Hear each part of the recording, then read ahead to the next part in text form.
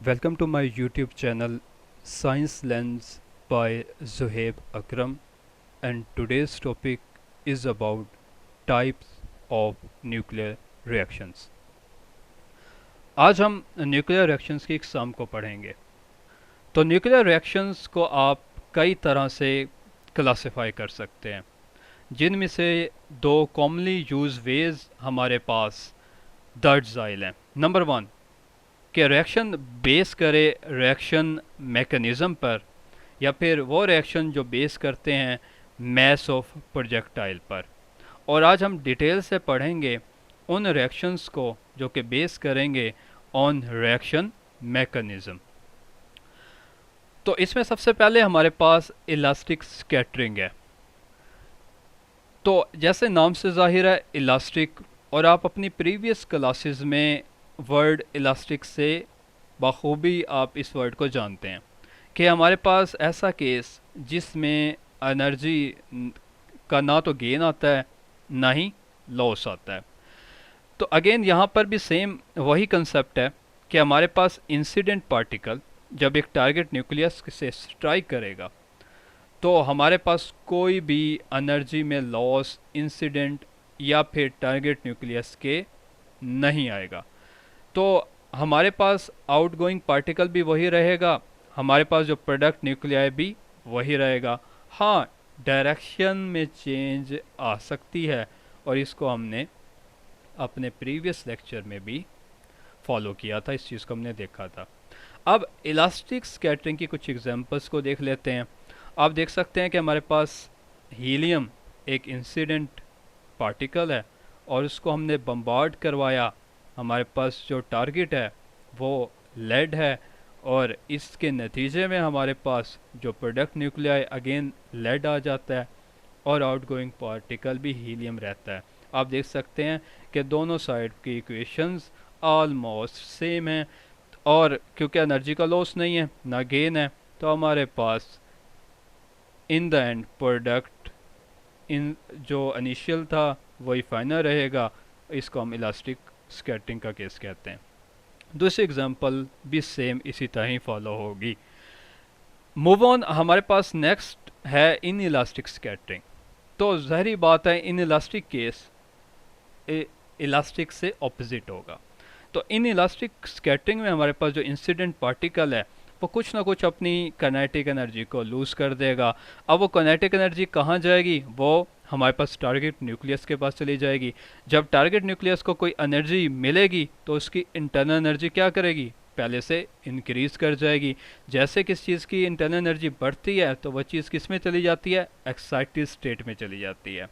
Ground state से target nucleus कहाँ चला जाएगा? एक्साइटेड स्टेट में चला जाएगा। जैसे वो एक्साइटेड स्टेट में जाता है तो ज़ाहिरी बात है वो अनस्टेबल हो जाएगा, और हर चीज़ स्टेबिलिटी की तरफ आती है। तो जब वो स्टेबल होने की कोशिश करेगा तो वो डी एक्साइट करेगा। जैसे वो डी एक्साइट करता है तो हमारे पास गैमा रेस की एमिशन भी होती है, और इस रिएक्शन को हम इन इलास्टिक स्कैटरिंग कहते हैं। एग्जाम्पल देख लेते हैं इसकी। एग्जाम्पल में फॉर एग्जाम्पल हमारे पास प्रोटॉन, और प्रोटॉन को हमने इंसिडेंट पार्टिकल के तौर पर यूज़ किया और बम्बार्ड करवाया एल्युमिनियम पर। टारगेट न्यूक्लियस था तो एल्युमिनियम कहाँ चला गया? एक्साइटेड स्टेट में चला गया। यहाँ पर जो स्टार है ये शो करता है कि हमारे पास प्रोडक्ट न्यूक्लियाई एक्साइटेड स्टेट में चला जाएगा, और आउटगोइंग पार्टिकल भी वही रहेगा। याद रहे कि इसमें इंसिडेंट पार्टिकल अपनी कुछ एनर्जी जो टारगेट न्यूक्लियस है उसको दे देता है, और वो एक्साइटेड स्टेट में चला जाता है, और वो फॉर एवर एक्साइटेड स्टेट में नहीं रहेगा। वो डी एक्साइट भी होगा in form of gamma emission होगी, गैमा रेस की एमिशन होगी। आगे है हमारे पास रेडिएटिव कैप्चर। तो रेडिएटिव कैप्चर में हमारे पास क्या होगा कि हमारे पास जो इंसिडेंट पार्टिकल है बेसिकली वो कैप्चर कर लेगा। कौन कैप्चर करेगा इसे? हमारा जो टारगेट न्यूक्लियस है वो इंसिडेंट पार्टिकल को कैप्चर कर लेगा, और कैप्चर करके एक्साइटेड स्टेट में चला जाएगा। और जब डी एक्साइट होगा तो हमारे पास गैमा रेज एमिट होंगी। जैसा कि एग्जांपल में आप देख सकते हैं कि सिमिलर एग्जांपल जो हमने ऊपर फॉलो की है उसमें और इस एग्जांपल में एक वाज़ेह फ़र्क भी है, और इसी वजह से ये क्लासिफिकेशन उससे ज़रा मुख्तलिफ भी है। इस केस में हमारे पास जो प्रोटॉन इंसिडेंट होता है टारगेट न्यूक्लियस एल्यूमिनियम पर, तो हमारे पास सिलिकॉन एक ट्रांसफॉर्मेशन आती है, फ्रॉम एल्यूमिनियम टू सिलिकॉन में ट्रांसफॉर्म हो जाता है, और जो सिलिकॉन है ये एक्साइटेड स्टेट में रहेगा। जैसे डी एक्साइट होगा आप जानते हैं कि हमारे पास गैमा रेस की एमिशन भी होगी। तो इन दोनों में जो वाज़ेह फ़र्क है इन दोनों रिएक्शंस में, इन इलास्टिक में और हमारे पास रेडिएटिव कैप्चर में जो फ़र्क आ रहा है वो बेसिकली फ़र्क ये है कि हमारे पास यहाँ पर एलिमेंट चेंज नहीं हुआ था, यहाँ पर एलिमेंट चेंज हो गया और ट्रांसफॉर्मेशन होगी। ये दोनों में एक वाज़ेह फ़र्क है। नो डाउट यहाँ पर भी हमारे पास एक्साइटेड स्टेट है, यहाँ पर भी एक्साइटेड स्टेट है, लेकिन यहाँ पर एलिमेंट चेंज हो जाता है, यहाँ पर एलिमेंट चेंज नहीं होता। हम आगे चलते हैं। नेक्स्ट है हमारे पास कंपाउंड न्यूक्लियस रिएक्शन। अब कंपाउंड न्यूक्लियस रिएक्शन में हमारे पास जो इंसिडेंट पार्टिकल होगा वो अब्जॉर्ब हो जाएगा। कौन अब्जॉर्व करेगा इसे? टारगेट न्यूक्लियस अब्जॉर्व कर लेगा, और हमारे पास एक कंपाउंड सिस्टम फॉर्म्ड हो जाएगा। मिसाल के तौर पर जैसा आप एग्जांपल में देख सकते हैं, इस एग्जांपल में हमारे पास helium as a incident particle, aluminium target particle, और एल्यूमिनियम क्या कर रहा है? हीलियम को अपने अंदर मुकम्मल अब्जॉर्व कर लेता है। अब्जॉर्व करने के बाद ये कन्वर्ट हो गया फॉस्फोरस में, और इस नतीजे में ये जो हमारे पास इंटरमीडिएट फॉर्म आ रही है बिट, और यहाँ से हमारे पास ये इनिशियल स्टेज, ये फाइनल स्टेज। अब इस इनिशियल और फाइनल के दरमियान में जो हमारे पास एक इंटरमीडिएट फॉर्म आती है, इस फॉर्म को हम कंपाउंड सिस्टम कहते हैं। अब इस केस में हमारे पास क्या होगा? फॉस्फोरस, और साथ में हमारे पास एक न्यूट्रॉन भी इमिट होगा। तो इंटरमीडिएट फॉर्म, और ये कितने देर के लिए होती है? ये इंटरमीडिएट फॉर्म तकरीबन 10⁻⁻14 से 10⁻⁻15 सेकंड तक फॉर्म्ड होती है।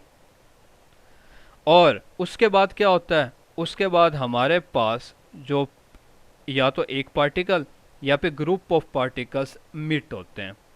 आप देख सकते हैं कि यहाँ पर भी हमारे पास ग्रुप ऑफ पार्टिकल, यहाँ पर भी हमारे पास ग्रुप ऑफ पार्टिकल मिट हो रहे हैं, लेकिन इससे पहले हमारे पास क्या है? एक कंपाउंड सिस्टम बनता है, इसलिए इसको हम कंपाउंड न्यूक्लियर रिएक्शन कहते हैं। अब ये कंपाउंड सिस्टम कितने देर के लिए बनता है? ये तकरीबन इतनी देर के लिए बनता है। और इसमें होता क्या है? इसमें मुकम्मल जो इंसिडेंट पार्टिकल है ये हमारे पास जो टारगेट न्यूक्लियस है उसमें अब्जॉर्ब हो जाता है। तो ये है कंपाउंड न्यूक्लियर रिएक्शन। नेक्स्ट है हमारे पास फोटो डिसइंटीग्रेशन। जैसा कि नाम से ही जाहिर है कि हमारे पास कोई फोटोन होगा और वो डिसइंटीग्रेट करेगा। कौन सा फोटोन होगा? हाई एनर्जी फोटोन होगा, गैमा रेस फोटोन होगा। क्या करेगा? अब्जॉर्ब हो जाएगा। किसमें? टारगेट में, टारगेट न्यूक्लियस में। उसके बाद क्या होगा? जो न्यूक्लियस है वो रिजेक्ट करेगा पार्टिकल्स। एक भी हो सकता है, एक से ज़ायद भी हो सकते हैं। जैसे कि हमारे इस केस में अब ये फ़र्क नहीं पड़ता कि आप इंसिडेंट को पहले लिखें टारगेट को बाद में, मतलब ये इक्वेशन आगे पीछे हो सकती है। तो हमारे पास यहाँ पर जो गैमा रे फोटोन है इंसिडेंट है, और यहाँ पर हमारे पास हाइड्रोजन का आइसोटोप मौजूद है, तो ये इसमें क्या हो जाएगा? मुकम्मल अब्जॉर्व हो जाएगा। और इसके नतीजे में हमारे पास particles, group of particles eject out हो रहे हैं, एक प्रोटॉन आ रहा है, एक न्यूट्रॉन आ रहा है। सिमिलरली ये हमारे पास दूसरी एग्जांपल भी सेम ऐसे ही है। इसके बाद हमारे पास डायरेक्ट रिएक्शन। तो डायरेक्शन रिएक्शन में हमारे पास फास्ट मूविंग इंसिडेंट पार्टिकल जब भी किसी न्यूक्लियस के करीब से गुजरेंगे, अब इसमें ये अब्जॉर्व नहीं होंगे, बिल्कुल पास से गुजरेंगे।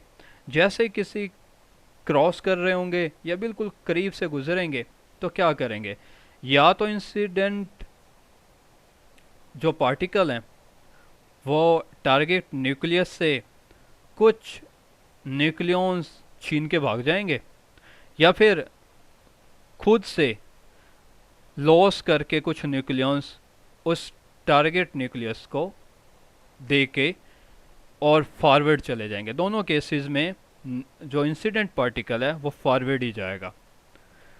ये बिल्कुल ऐसे ही है जैसे आप दो दोस्त, एक आगे खड़ा हुआ है और एक पीछे से भाग के आता है और उससे या तो कोई चीज़ें छीन के चला जाता है या फिर उसके पास जो चीज़ें थी खुद से गवा के चला जाता है, उससे गिर जाती हैं।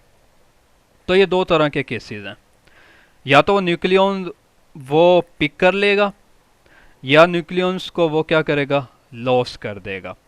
अब जब वो न्यूक्लियॉन्स, पहला केस, न्यूक्लियॉन्स को अगर वो पिक कर लेता है किस से, टारगेट न्यूक्लियस से, तो इसको हम कहेंगे पिकअप रिएक्शन। जबकि दूसरे रिएक्शन में अगर वो लॉस कर देता है तो उसको हम कहेंगे स्ट्रिपिंग रिएक्शन। दोनों डेफिनेशन इंपॉर्टेंट है आपके एग्जामिनेशन पॉइंट ऑफ व्यू से भी, और इन दोनों केसेस में इन रिएक्शंस को हम डायरेक्ट रिएक्शन कहते हैं। अब टिपिकली डायरेक्ट रिएक्शन में हमारे पास जो टाइम होगा वो 10⁻⁻21 टू 10⁻⁻22 सेकेंड्स होगा, जबकि कंपाउंड रिएक्शंस में ये टाइम आप जानते हैं कि ये 10⁻⁻14 से 10⁻⁻15 सेकेंड था। कुछ एग्जांपल्स देख लेते हैं, जैसे कि पिकअप रिएक्शंस की कुछ एग्जांपल्स यहाँ पर दी गई हैं। आप देख सकते हैं हमारे पास यहाँ पर जो प्रोटॉन है, ये प्रोटॉन हमारे पास इंसिडेंट पार्टिकल है और कोबाल्ट हमारे पास टारगेट है। तो यहाँ पर इसने क्या किया कि लूज़ कर गया न्यूक्लियॉन्स, सॉरी ये पिकअप रिएक्शन है तो ये लूज़ नहीं करेगा, गेन करेगा, पिक करेगा। तो जब ये पिक करेगा तो हमारे पास ये इसके न्यूक्लियॉन्स, कोबाल्ट के न्यूक्लियॉन्स गेन कर लेगा, छीन लेगा, पिक कर लेगा। तो जैसे ये पिक करेगा तो हमारे पास एक तो ये ट्रांसफॉर्मेशन आ जाएगी, आयरन में चेंज हो जाएगा। नंबर 2, हमारे पास जो पहले प्रोटॉन था ये अब हीलियम में कन्वर्ट हो जाएगा। तो न्यूक्लियॉन्स को इसने क्या किया, पिक कर लिया।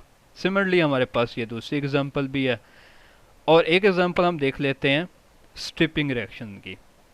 तो स्ट्रिपिंग रिएक्शन में क्या होगा, स्ट्रिपिंग रिएक्शन में बेसिकली हमारे पास जो इंसिडेंट पार्टिकल है वो अपने न्यूक्लियॉन्स लूज़ कर देता है। तो जैसे कि हमारे पास यहाँ पे ड्यूट्रॉन मौजूद था, ड्यूट्रॉन हमारे पास इंसिडेंट पार्टिकल था, तो टारगेट न्यूक्लियर हमारे पास कॉपर है। तो इसने, कॉपर ने इस ड्यूट्रॉन से न्यूक्लियॉन एक छीन लिया। तो जैसे वो न्यूक्लियॉन छीनेगा 63 से 64 हो जाएगा। सारी बात है, हमारे पास जो एटॉमिक नंबर है वो तो चेंज नहीं हुआ, तो कॉपर कॉपर ही रहेगा। याद रहे, ट्रांसफॉर्मेशन हमेशा तब भी आती है जब हमारे पास एटॉमिक नंबर में चेंज आएगी, नॉट इन एटॉमिक मास। तो हमारे पास जो ड्यूट्रॉन है ये एक न्यूट्रॉन लॉस करके प्रोटॉन में चेंज हो जाएगा। नेक्स्ट हमारे पास हैवी आयन रिएक्शन है। अब इस हैवी आयन रिएक्शन में नाम से जाहिर है कि कोई हैवी आयन हम यूज़ करने जा रहे हैं एज ए इंसिडेंट पार्टिकल। तो आप इंसिडेंट पार्टिकल फास्ट मूविंग एक हैवी आयन ले लेते हैं, इसलिए इसको हम हैवी आयन रिएक्शन कहते हैं। और इसकी एग्जांपल कुछ यूँ हैं कि हमारे पास फॉर एग्जांपल लेड, इसको हमने एक्सलरेट करवाया। एक्सलरेट किससे करवाते हैं, एक्सलरेटर से एक्सलरेट करवाएंगे। और एक्सलरेट करवा कर इसे प्रोजेक्ट करेंगे, बम्बार्ड करेंगे। तो सिल्वर पर हम इसे बम्बार्ड कर रहे हैं और इस रिएक्शन को हम हैवी आयन रिएक्शन कहते हैं। इसके बाद बहुत कॉमन सा रिएक्शन जो कि आप अपनी एलिमेंट्री क्लासेस में भी पढ़ते आए हैं, और उसको हम फिशन रिएक्शन कहते हैं। याद रहे कि हम फिशन रिएक्शन को कुछ यूँ स्टडी करके आए थे कि हमारे पास एक हैवी न्यूक्लियस फर्दर टूट जाता है फ्रेगमेंट्स में, और इस रिएक्शन को हम फिशन रिएक्शन कहते हैं। तो इसकी हम एग्जांपल देखते हैं। फॉर एग्जांपल हमारे पास यूरेनियम है, यूरेनियम को आप बम्बार्ड करवा रहे हैं एक न्यूट्रॉन से, और इस केस में हमारे पास फ्रेगमेंट्स आगे आ गया क्रिप्टॉन और बेरियम की शक्ल में, और आपके पास 3 न्यूट्रॉन भी आए, और इसमें आप जानते हैं कुछ ना कुछ एनर्जी भी इवॉल्व होती है। नेक्स्ट है हमारे पास fusion reaction. Again fusion reaction भी कॉमन रिएक्शंस हैं, आप अपनी प्रीवियस एलिमेंट्री क्लासेस में इसे पढ़ते आए हैं। तो फ्यूजन रिएक्शन में हमारे पास दो छोटे जो न्यूक्लियाई होते हैं वो कंबाइन करके एक हैवी न्यूक्लियस बना देते हैं। इस रिएक्शन को हम फ्यूजन रिएक्शन कहते हैं। इसकी एक एग्जांपल, दो न्यूट्रॉन ले लें, दोनों जब ऐड हो जाएंगे हमारे पास एक हीलियम आ जाएगा, और इस केस में हमारे पास एक न्यूट्रॉन भी एमिट होगा, आउटगोइंग पार्टिकल होगा। And last but not the least, elementary particle production reactions. आप एलिमेंट्री पार्टिकल को खुद से प्रोड्यूस भी कर सकते हैं। कैसे करेंगे? आपके पास हाई एनर्जी इंसिडेंट पार्टिकल होने चाहिए। कितनी एनर्जी होनी चाहिए? More than 300 mega electron volt. इतनी एनर्जी कहाँ से आएगी? एक्सेलरेटर से आएगी। आप एक्सेलरेटर की मदद से एक्सेलरेट करवाएंगे। किसको एक्सेलरेट करवाएंगे? प्रोटॉन को भी करवा सकते हैं, न्यूट्रॉन को भी करवा सकते हैं, और आपस में इनको इंटरेक्ट भी करवा सकते हैं। जैसे ही आप दोनों को इंटरेक्ट करवाएंगे आपके पास बहुत सारे एलिमेंट्री पार्टिकल्स नए जनरेट होंगे। कौन से? जैसे कि मेयॉन्स, पायोन्स, हाइड्रॉन्स, ईटीसी। तो ये सारे एलिमेंट्री पार्टिकल्स हैं जिनको हम फर्दर भी इन डिटेल स्टडी करेंगे। सो ये तो था आज का lecture on types of nuclear reactions.